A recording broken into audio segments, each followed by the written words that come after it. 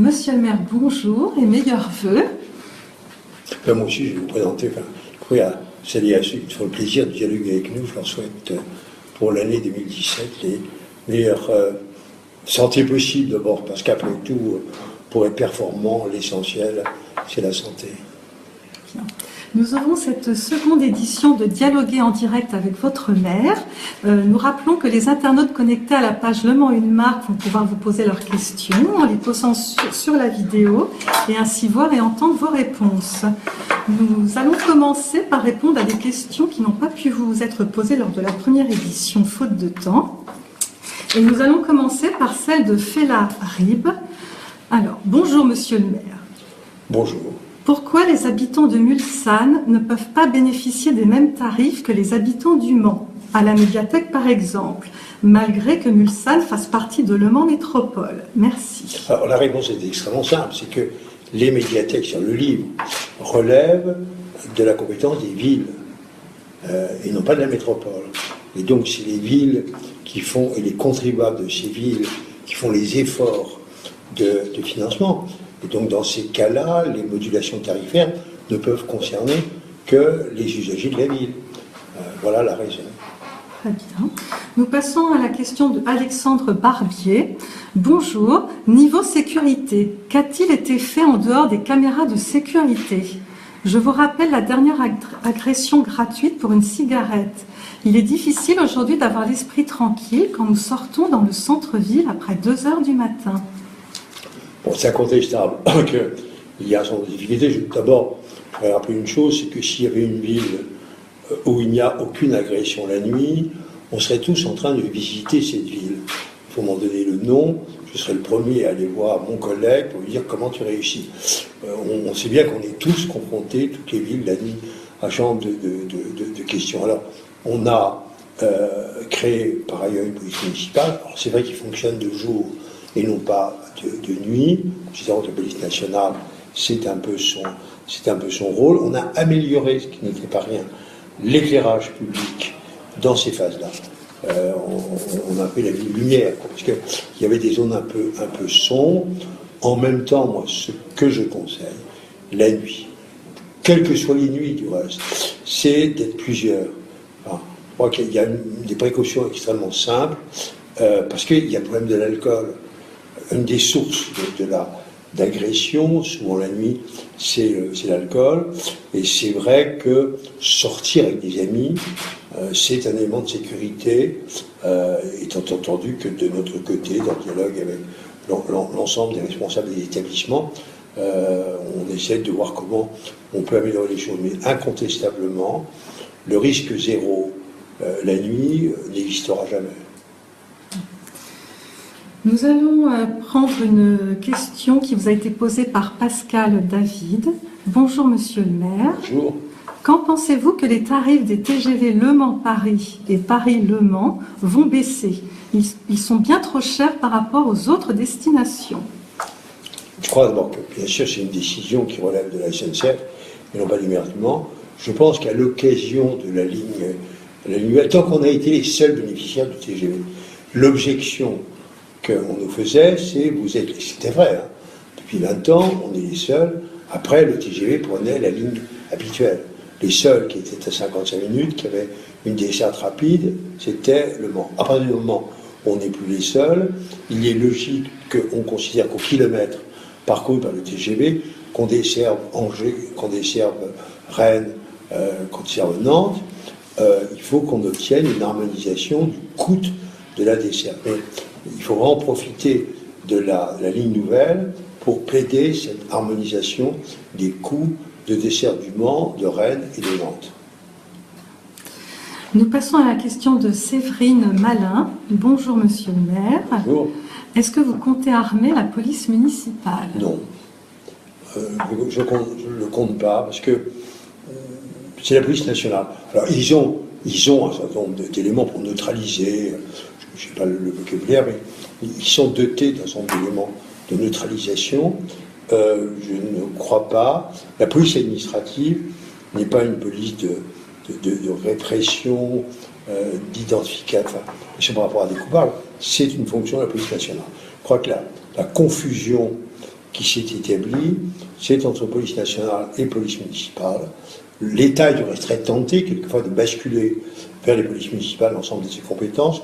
Je crois qu'on a eu raison de rappeler que moi, en tant que maire, la salubrité, la sécurité publique, c'est essentiellement de la prévention, du respect des arrêtés du maire sur un certain nombre de questions de la vie quotidienne, mais que la délinquance, la drogue par exemple, tous ces sujets-là restent de la compétence de la police nationale et de la justice. Il y a encore un État, ou alors il n'y a plus d'État du tout. Ces fonctions-là, c'est d'abord les fonctions de l'État et de la police nationale. Alors, une question vous a été posée par Chloé, 27 ans. Va-t-il y avoir de nouveaux arbres plantés en centre-ville? La ville est devenue très minérale, notamment suite aux travaux du tramway et l'abattage du bel arbre de la cathédrale. Comptez-vous reboiser pour rendre la ville plus verte? D'abord, je trouve que là, je sais que c'est un cliché qui est très très faux, parce qu'on n'a jamais autant ouvert le parc Monod, l'îlot Planche, le quai de Moni, l'architecture 500 hectares, qui sont à la disposition de mes concitoyens le dimanche matin.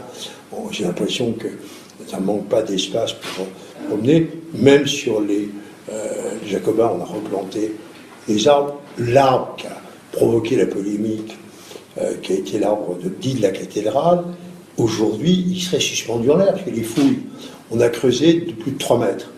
Ses racines seraient en l'air. On ne pouvait pas faire autre chose que d'enlever cet arbre. Par ailleurs, un arbre qui est à moins de 3 mètres de chapelle de cathédrale, qui provoque de l'humidité, c'est pas une bonne solution. Quand on a une cathédrale, il faut la voir.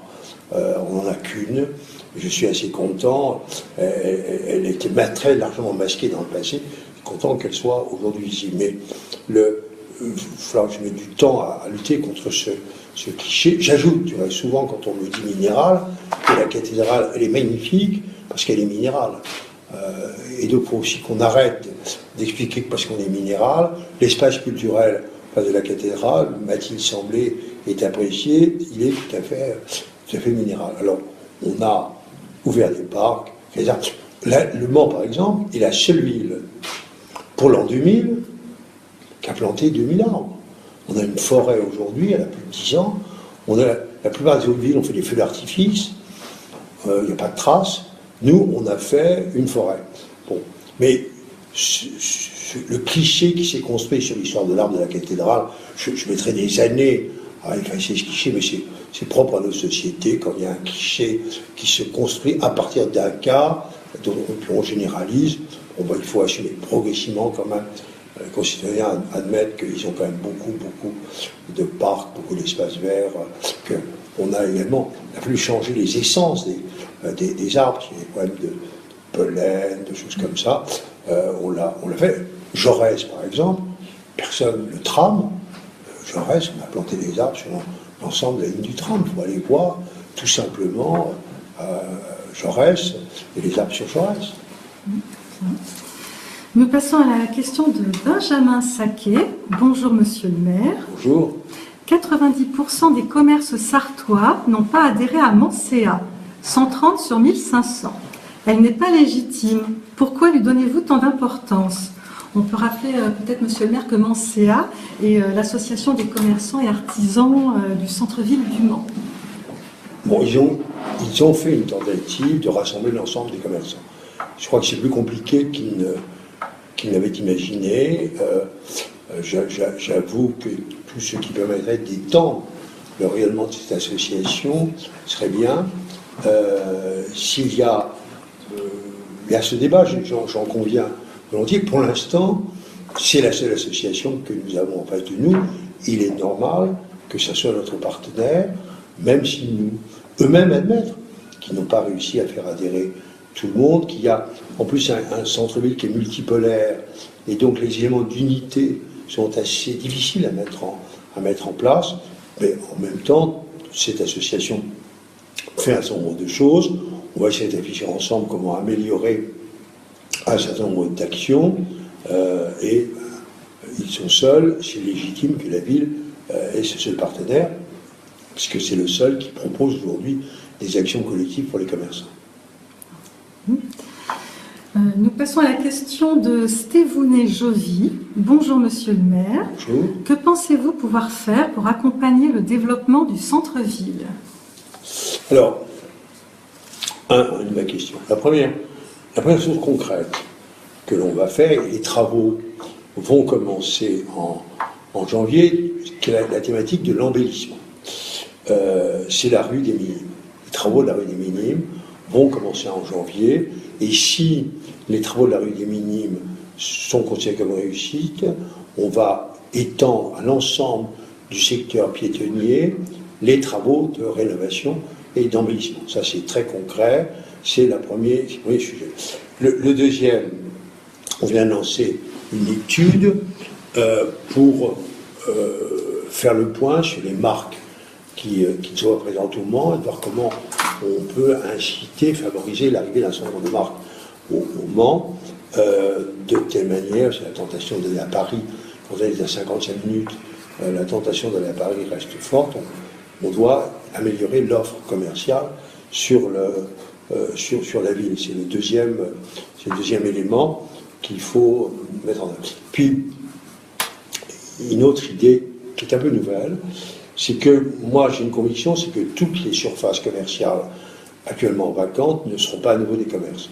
Qu'il faut réfléchir à des reconversions sous forme de bureaux, à des reconversions en quelque part sous forme de logement, et surtout à des reconversions avec des animations. J'ai reçu hier ou avant-hier des aquariophilistes qui ont des aquariums magnifiques dans une maison de quartier. Personne ne connaît pas beaucoup qui est la maison de quartier des Sources. Ils sont dans les sous-sols, ils ont des choses extraordinaires. Je leur ai proposé, ils ne m'ont pas répondu pour l'instant. Je leur ai dit, écoutez, moi, si vous êtes prêts à me faire une vitrine aquarium en cœur de ville, je m'organiserai pour vous trouver des locaux. Ceux qui font le planétarium, par exemple, également, qui sont des passionnés d'étoiles, qui ont aujourd'hui une structure gonflable, si on leur retrouvait un local en cœur de ville pour faire les animations sur le planétarium, ça... Donc c'est cette idée d'amener en cœur de ville des animations permanentes, attractives, qui fait qu'au-delà du commerce, on a une raison de plus de venir en cœur de ville. Bien. Nous avons une autre question de Benjamin Saquet. Bonjour Monsieur le maire. Bonjour. Ce week-end, le groupe Ouest France organise comme chaque année, via son association support le Cross Ouest France, que la ville subventionne abondamment. A contrario, beaucoup d'associations sportives ont vu leurs aides supprimées. Trouvez-vous ça normal qu'une entreprise de presse d'1 milliard d'euros de chiffre d'affaires soit privilégiée au détriment de petits clubs sportifs sartois? Merci de votre réponse. Alors, il faudrait quand même qu'on vérifie une affirmation qui vient d'être faite. À ma connaissance, mais je vais demander à François Hédon, aucune subvention n'a été supprimée du côté sportif. Et la ville apporte, je n'ai pas le chiffre en tête globalement, annuellement, mais on va prendre le nom de l'interlocuteur pour lui envoyer un document rappelant tout simplement le montant global. Toutes les associations sportives aujourd'hui sont subventionnées, et la grande manifestation qui est Sport en Fête, à côté d'Antares, moi, une fois par an, je rencontre l'ensemble de la vie associative sportive. J'ai plutôt des échos assez positifs des accompagnements de la ville par rapport à la vie sportive. Alors, il peut y avoir à tel ou tel endroit une injustice si l'interlocuteur connaît une association qu'on n'aiderait pas ou une association à qui on aurait supprimé les subventions, qu'il m'alerte, qu'il m'écrive. L'objet de ces dialogues, c'est pas de dire tout va bien, tout est bien. Par contre, si par rapport à une appréciation, il y a une illustration, bon, par ailleurs, sur Ouest France, la somme reste assez modeste, puisqu'on accorde 20 000 euros. Alors, en même temps, on met à disposition un certain nombre de matériel, bon, ce n'est pas rien. Puis c'est quand même une très belle manifestation, qui est une des plus anciennes.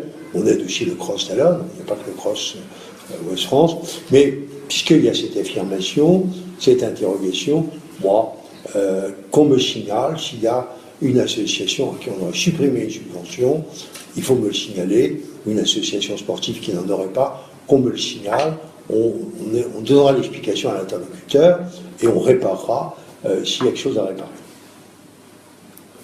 Alors nous prenons une autre question de Emmanuel Marzin. Bonjour. Bonjour. Pouvez-vous nous en dire davantage concernant le projet de la salle de tennis de table qui n'avance pas à nos yeux? Il avance. Vous avez raison de dire que c'est un projet qui a pris du retard. On a mis du temps à se dire. Ce qui est vrai maintenant, c'est que la décision est prise d'y aller. On est en train, le programme, je crois, est fixé. On est en train d'étudier le dossier au plan d'architecture. Je pense aussi, on va vous donner les coordonnées de François Hédon, qui est l'agent au sport. Il faut noter les coordonnées de l'interlocuteur. Puis moi je vais proposer à François Hédon de vous rappeler, c'est lui qui suit le dossier. Mais honnêtement, autant il est vrai qu'on a pris du retard, autant il est vrai qu'il y a une impatience légitime. Aujourd'hui, c'est enclenché. Alors après, il y a les délais, à la fois pour mettre en place le permis de construire, le lancement des travaux, mais il me semble que dans l'année qui vient, on pourra enclencher le processus. Mais l'interlocuteur a raison de signaler qu'on a pris du retard.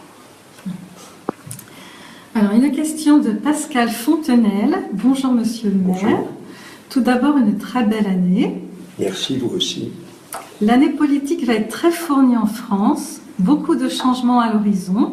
En ce qui vous concerne, comment voyez-vous l'application de la loi sur le cumul des mandats? Cela intéresse forcément notre ville. Est-ce problématique à titre personnel? Non, moi j'ai dit plusieurs fois que je me prononcerai en juin prochain, donc je prendrai ma décision en juin. Je sais une chose, c'est que l'opinion est hostile au cumul des mandats. Je ne suis pas sûr qu'il n'y ait pas une erreur d'appréciation. Mais comme l'opinion est hostile, c'est ainsi qu'il faut les choses. Moi, je vous dis, en tout cas, pour ce qui est du Sénat, à l'Assemblée nationale, c'est ainsi logique qu'il n'y ait pas de cumul des mandats. Au Sénat, où je siège, on est élu par les élus, on n'est pas élu par la population. Et très honnêtement, je n'arrêterai pas de le dire, notre légitimité, lorsqu'on siège au Sénat, c'est de pouvoir s'appuyer sur l'expérience d'une collectivité. Quand moi je rencontre au niveau national un ministre, il ne peut pas me raconter n'importe quoi, parce que je peux lui opposer ce que je vis, l'expérience, et remonter ce que vivent nos concitoyens sur les compétences des collectivités locales.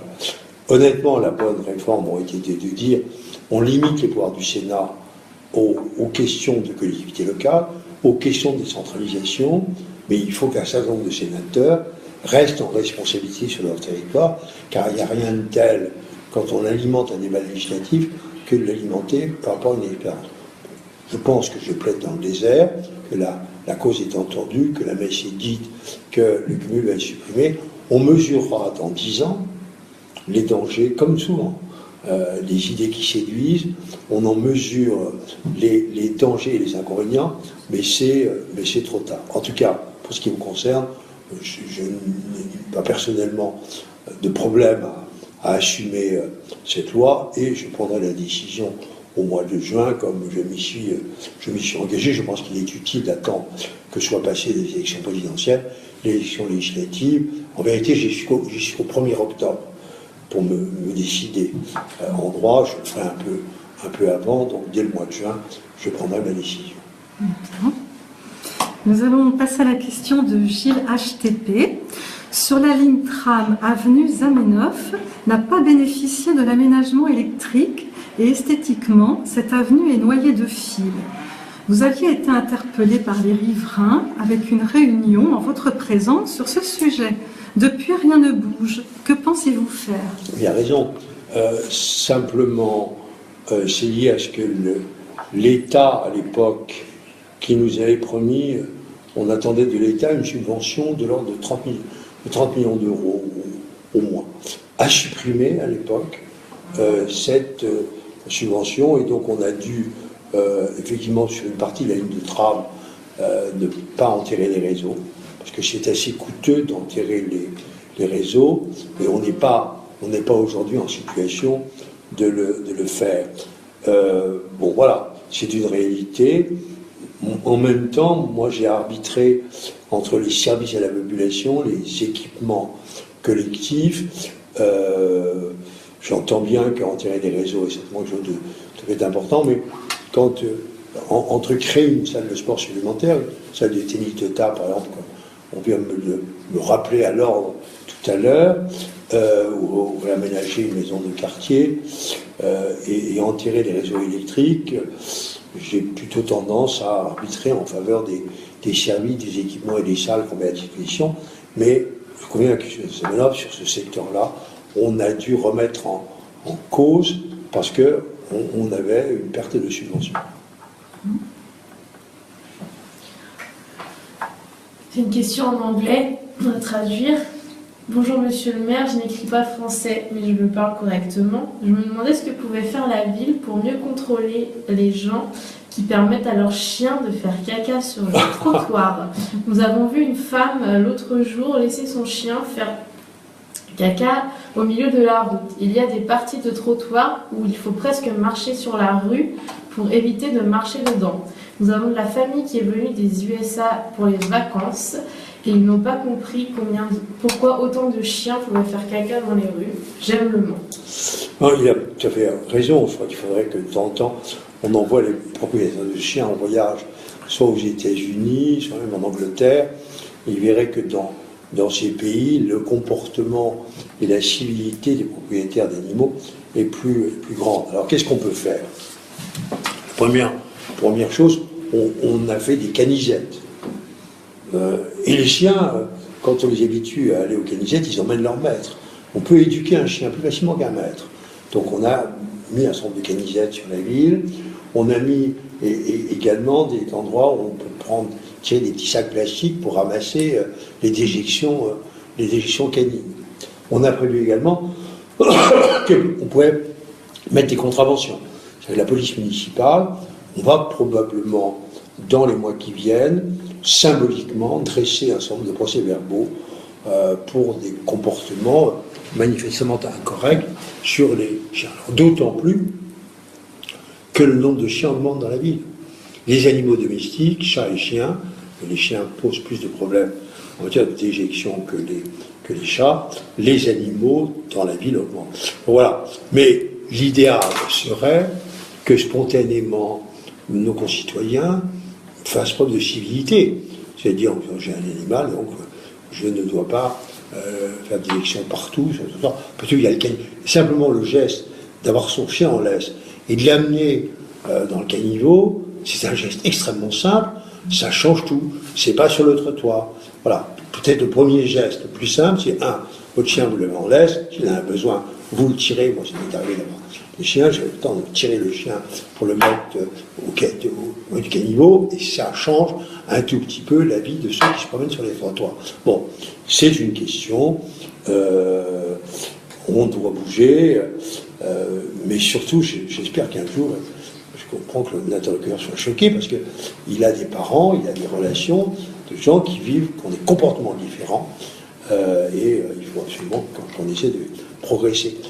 Je vais un peu plus loin. Imaginez que nos concitoyens respectent les règles élémentaires de la propreté, qui ne crachent pas les chewing-gums, qui ne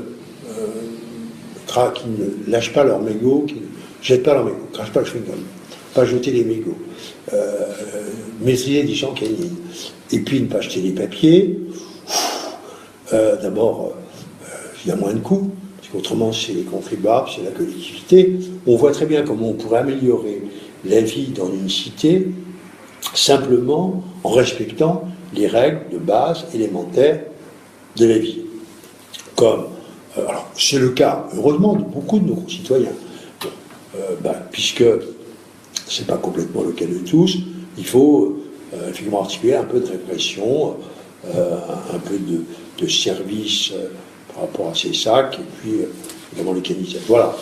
Mais il faut qu'on progresse, on ne résoudra pas tout, mais le moment est venu de continuer à progresser un peu. Alors, une question vous est posée par Cathy Cat. Bonjour Monsieur Boulard. Bonjour. Vous aviez promis dans votre dernier programme électoral de refaire les allées du parc Bonjean qui sont difficilement praticables en vélo, trottinette, roller ou poussette. Quand les travaux vont-ils débuter? Merci de votre réponse. Merci de me rappeler une promesse que j'avais peut-être un peu vite oubliée. Bon, on va noter ça, parce que honnêtement, on est dans la phase où on peut financer des investissements de proximité, c'est pas trop difficile. C'est l'intérêt aussi de ce dialogue direct. Il y a un aspect rappel à l'ordre. Et honnêtement, je vous le dis, je n'avais pas forcément dans la tête cet engagement sur les allées Bonjean. Bonjean est un parc tout à fait sympa, bien situé, et on a fait des travaux importants sur le jardin des plantes. Ça me paraît assez normal qu'on en fasse aussi dans des parcs comme Bonjean. Donc là, on va noter le nom de la personne qui nous interroge. Il faudra probablement, avec les collaborateurs, qu'on lui fasse une réponse écrite sur la date. J'ai dit qu'on ferait, je me suis bien gardé d'évoquer la date, mais je suis assez content de cette formule du dialogue direct parce que c'est l'occasion de rappel à l'ordre. Alors, une nouvelle question d'Emmanuel Marzin. Les horodateurs du centre-ville sont limités à 2h50 et n'invitent pas à rester longtemps dans le centre. Pouvez-vous nous en dire un peu plus sur cette stratégie? Mais en fait, c'est lié un peu aux commerçants qui souhaitent qu'il y ait une rotation. Parce que si on fait du commerce, 2 heures, alors sur les parkings souterrains, on peut rester quand même plus longtemps. Et on a un potentiel de parking souterrain qui n'est pas mal. Mais c'est vrai que la durée limitée, c'est un choix qui a été fait en liaison avec les commerçants qui souhaitent même des arrêts minutes, enfin, qui souhaitent à la limite avoir des arrêts de très courte durée. Et bon, 2 heures est une durée qui permet quand même de faire un certain nombre de courses et ce qui permet la rotation des parkings. Et si on veut rester plus longtemps, le parking souterrain est totalement ouvert. Alors, une nouvelle question de Le Mans-Fan. Bonjour Monsieur le maire. Bonjour. Façade noircie, volets écaillés, arcades grisâtres, le centre-ville ne respire pas la joie de vivre. À l'heure où on parle d'attractivité du centre, pourquoi ne pas accorder des aides au ravalement afin de redonner son lustre à notre ville? Et moi, je propose à l'interlocutrice de venir dans les quartiers. Et il y aura dans les quartiers des mancelles et des monceaux qui ravalent leurs façades, notamment les mancelles, sans demander une aide. C'est une obligation du propriétaire. Ces arcades sont des copropriétés. Il y a un moment quand même où, si à chaque fois qu'on a une obligation, il faut que ce soit les contribuables qui aident à respecter cette obligation, ce n'est pas très bien. Je crois que, et d'autant plus que quand je me promène dans les quartiers, le nombre de mancelles que je vois rénover, la façade refaite, repeinte, aux couleurs de la ville, sans que des subventions aient été demandées, je pense qu'il y a un exemple à prendre. Il faut que peut-être un certain nombre de propriétaires du cœur de ville aillent se promener dans la ville, voir ce qui a été fait par des mancelles et des monceaux, et disent c'est une obligation. Après tout, je donne de la valeur à ma maison quand je rénove la façade, je donne de la valeur à mon commerce. Mais c'est vrai, les arcades avenue de Gaulle, qui sont un peu tristes, la copropriété qui est là, il faudrait qu'elle se mette d'accord pour, honnêtement, même si les copropriétés se mettaient d'accord pour rénover les arcades, je crois qu'on accorderait une aide. S'il y avait un projet, puisque le débat est sur la table, et vraiment l'observation sur le caractère un peu sombre et triste des arcades, je pense à de l'avenue de Gaulle, moi je le dis, si les copropriétés qui sont propriétaires de ces arcades avaient un projet de rénovation, je pense que la collectivité, puisque comme c'est un intérêt collectif et que ça intéresse y compris les passants, là on a beaucoup de monde qui passe, il y aurait une raison d'accorder une aide. Mais faut-il encore que les propriétaires de ces arcades soient partants pour assumer les travaux? Alors, une autre question vous est posée par Jacques Royer du Le Mans. Bonjour Monsieur Boulard. Bonjour. Commerçant et habitant rue du Port, Oui. que prévoyez-vous pour requalifier notre rue, voie d'accès piétonne importante vers la République, dont l'image est déplorable et toujours visée par la presse pour son insécurité, alors qu'un beau projet, la visitation, sort de terre à son immédiate proximité? La réponse, la question et la réponse sont liées, quoi. On a quand même, à travers le projet de la visitation, on a beaucoup aidé pour que ça se débloque. On a une occasion aujourd'hui de dynamisme, de redynamisation du cœur de ville, avec la tour également qui va se construire. Sur la rue du Port, et souvent fait l'objet de jugements qui sont quelquefois un peu excessifs, trop négatifs. Faisons attention à ne pas relayer. La rue du Port est quand même dynamique, il y a des commerces. Je trouve que quelquefois, j'attire l'attention, quelquefois les propos trop négatifs, relayés par des titres, font plus de mal qu'on imagine à des rues. Je crois qu'il faut apprendre à dire plutôt du bien, m'adresser des messages, moi, en direct, s'il y a des événements à apporter, mais au même titre qu'on fait l'opération rue des Minimes, on est parfaitement disponible. S'il y a des opérations d'embellissement de ces rues à engager après la rue des Minimes, ça fait partie du cœur de ville, à les faire. J'attire l'attention sur le danger d'avoir des propos trop négatifs sur des rues qui sont assez commerçantes, où il y a finalement beaucoup de commerces qui marchent bien, et où, c'est vrai, on va amener du logement. Et c'est un élément qui... Pourtant, prenons un autre exemple. Si l'interlocuteur est là depuis longtemps, la façade du prix unique, moi, il a fallu que je secoue un peu pour que ce soit rénové. Elle est quand même plus agréable. Il y a une dizaine d'années, il a fallu quand même interpeller l'opérateur pour qu'il rénove sa façade. Donc il y a aussi un travail du côté des propriétaires de ces façades. Alors, nous passons à l'avant-dernière question de Roselyne Vaillet. Bonjour Monsieur le maire. Bonjour. Et bonne année. Merci, bonne année aussi. Je voulais savoir ce que vous pensiez de la concertation numérique en complément de la concertation traditionnelle pour favoriser les liens avec les habitants sur les projets d'aménagement, par exemple. Merci. C'est évident, c'est ce qu'on fait. C'est ce qu'on fait un tout petit peu de toute façon. C'est ce qu'on fait de façon expérimentale. Maintenant, c'est la deuxième fois où on utilise les nouveaux modes de communication pour concerter, et il faut absolument qu'on s'ouvre à ces modes nouveaux de communication du côté numérique. C'est l'évidence même, il ne faut pas opposer avec les modes anciens, parce qu'il faut aussi rencontrer les gens, leur permettre de s'exprimer directement, mais c'est clair que sur un certain nombre de projets, il faut que les nouvelles techniques de communication soient plus utilisées pour avoir un plus grand nombre de personnes qui donnent leur avis. Nous passons à la question de Anouar Tari. Bonjour Monsieur le maire. Bonjour. Les citoyens d'origine marocaine sont scandalisés du fait que votre mairie est jumelée avec le Front Polisario, Oui. qui pour eux est un jumelage qui les fait sentir trahis par votre parti. Merci. Bon, je comprends cette question, parce que c'est un sujet. Moi, je sais que j'ai dans ma ville beaucoup de morceaux d'origine marocaine, pour qui c'est une question.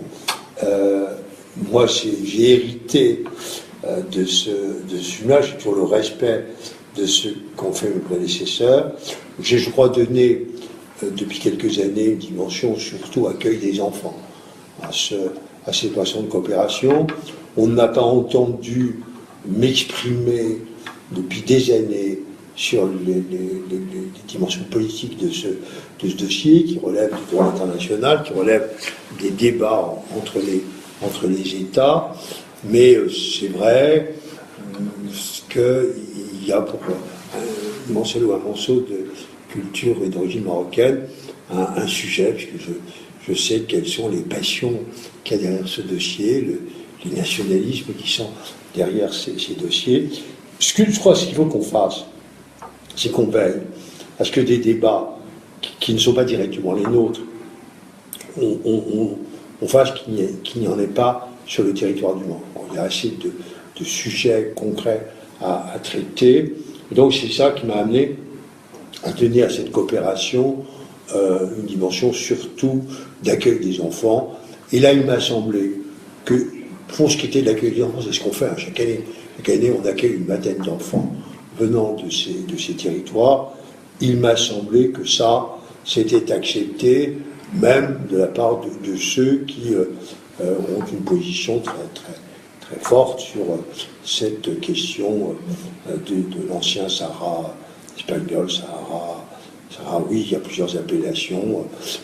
Donc, pour veiller à ce qu'il n'y ait pas une polémique permanente qui ne relève pas de la compétence du maire, moi j'ai veillé à ce que cette coopération soit recalée sur le plan humanitaire, sur le plan du lien avec les enfants.